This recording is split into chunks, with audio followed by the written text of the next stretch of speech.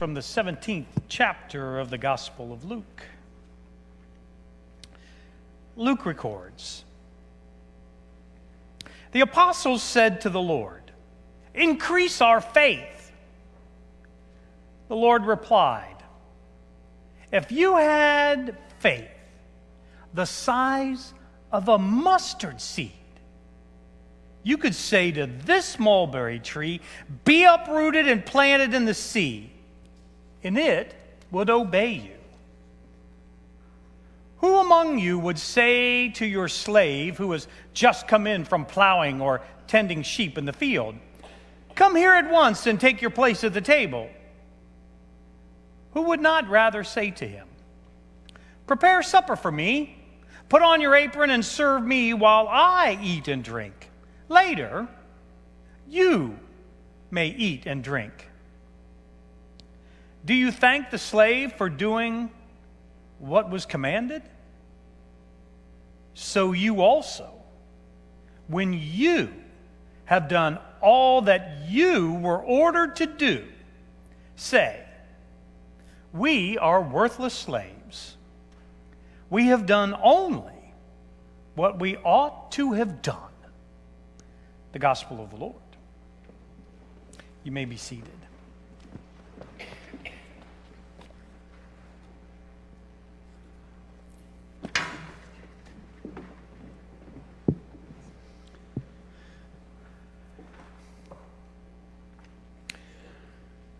So Jesus today in the gospel lesson kind of puts a challenge to those who were following, right?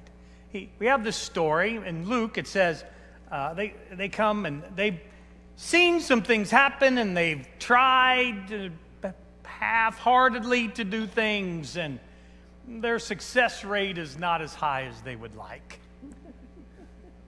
Well, it's true, right? Or definitely not what Jesus expects. And so they come to Jesus and say, increase our faith. And Jesus looks at them and says, if you had the faith of a mustard seed, which they understood as the smallest seed, you could say to this mulberry tree, be uprooted and planted in the sea, and it would do it. With this much faith. In the same passage in Matthew, little different image, Jesus says, oh, you of little faith, the faith of a mustard seed, you could command this mountain to move and it would move. Right? Now, the faith of a mustard seed, Jesus is saying to them, faith isn't the problem. You have enough faith to command trees. You have enough faith to move mountains. The problem is you. Don't blame it on the lack of faith, because you can move mountains. And in fact, it's the very thing you should be doing all the time. Ooh, the faith of a mustard seed. Right? And we know that God gives us the faith to do all things. In the Matthew version, at the end of that passage, it says, with faith, all things are possible. And we give you more than that much. So why aren't we moving mountains? Why aren't we commanding trees to move when they answer us? Why are we not shaking this earth? Better do it soon, the brother just said. Right? Boss is coming. Right? And the answer isn't we don't have enough faith. The answer's on us. Because the expectation is we do move mountains. The expectation is that we are changing this world to become the kingdom that God expects it to be when he gets here, which is we're closer than we've ever been. So what does that mean for us? Right? And we're saying we should be able to just shake the earth. Now, so often in ministry I hear, and it's usually someone that comes into my office and says, "Preacher, can you slow down a little bit? Preacher, can you take it easy on us a little bit?" "Oh, we can't do that. We got to tiptoe like we're walking on eggshells when we bring up that." What Jesus is saying in this passage is ministry has nothing to do with being timid. In fact, Jesus says that throughout Scripture. God says that throughout all of Scripture, which we're going to start to read on Sundays from 2 to 4. It starts today. There's my shameless plug. Right? Don't be timid. Don't worry about eggshells. You shake the earth every time you take a step in faith. You shake the earth, is what Jesus is saying. Now, so often we move a mountain, right? Unexpectedly. And then we're like, holy smack.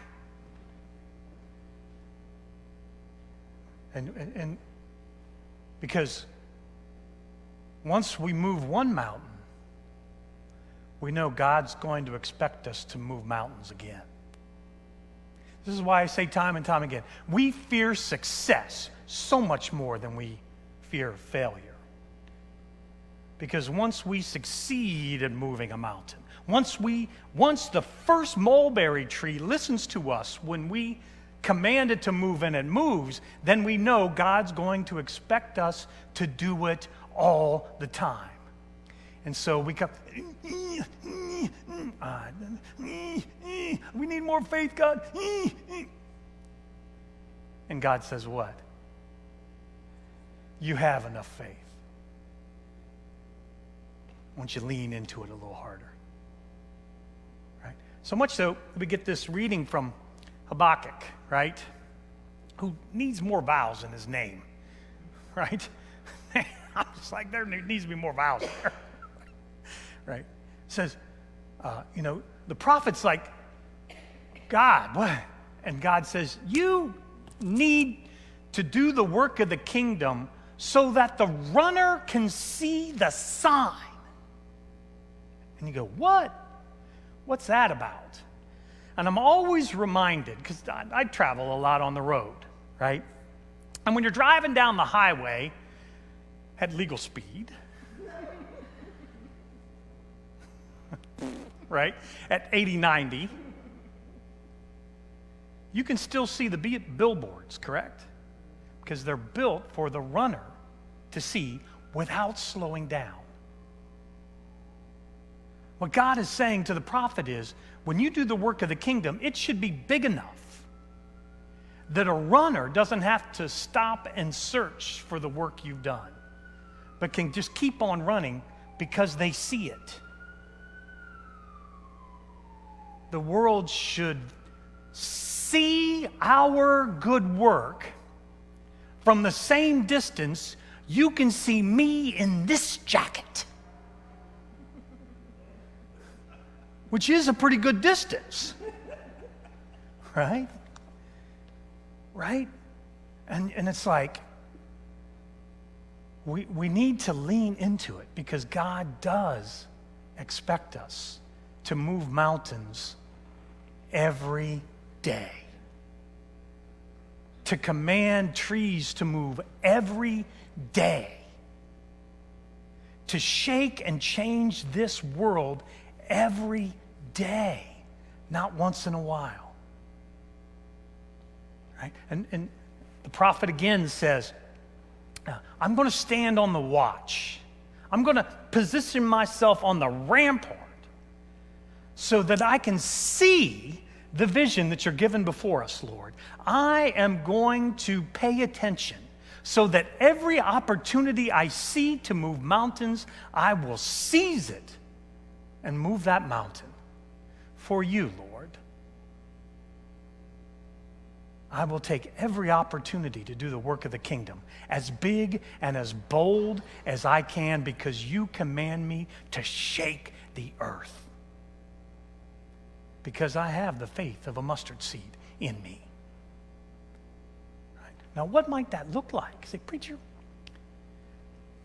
explain it to me. Okay.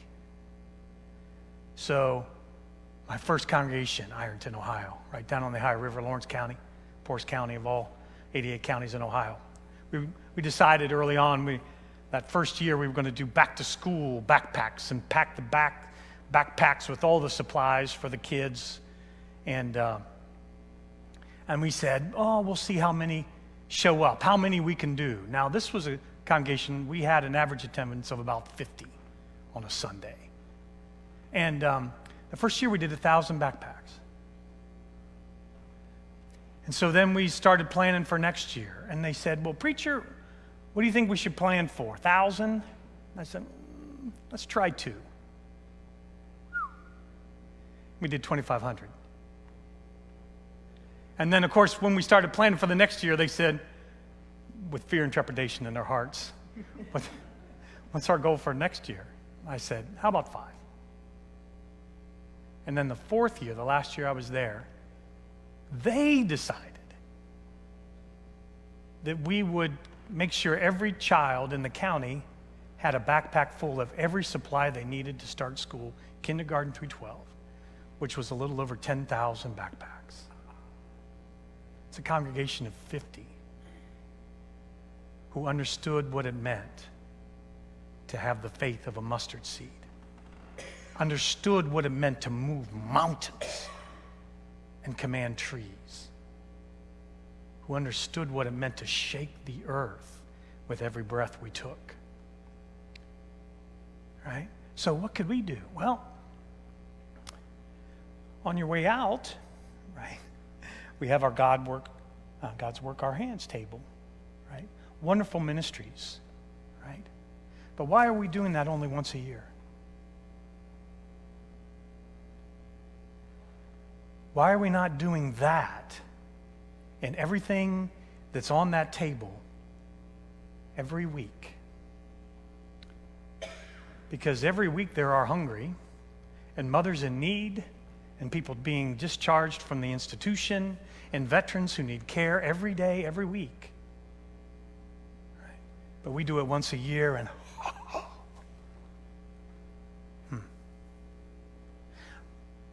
we have Thanksgiving coming up.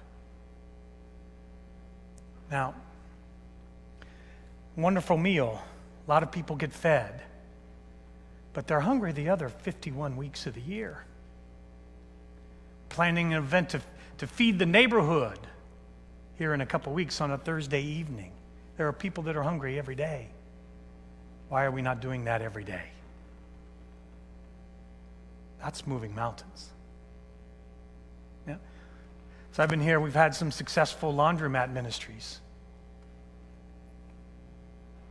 And we see the need.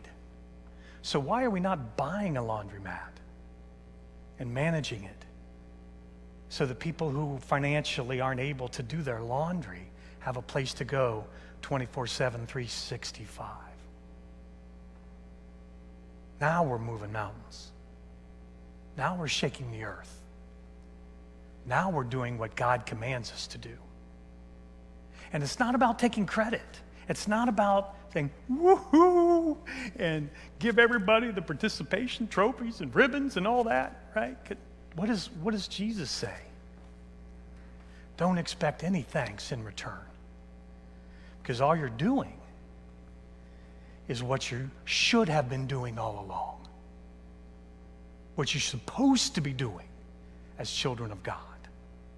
You're supposed to be moving mountains, commanding trees. You're supposed to be shaking the earth and changing the world with every breath you take. That's just what you're supposed to do. So, as we leave here today, think about that, right? Because if we're not moving mountains and commanding trees and shaking the earth and changing the world, what's that say about our faith? The truth is, God has faith in us, enough to give us the faith to do all of that and more than we could ever envision and dream. And once we dream it and it becomes reality, we need to dream bigger. But God has faith in us. God believes we can do it. In fact, that's what God expects us to do. So as we go out, take a look. Where can you move a mountain today? Before you put your head down on the pillow tonight, where did you shake the earth today? What change did we bring for the sake of the kingdom today? And then when we do that, know that tomorrow it gets even bigger. Because God has faith in you.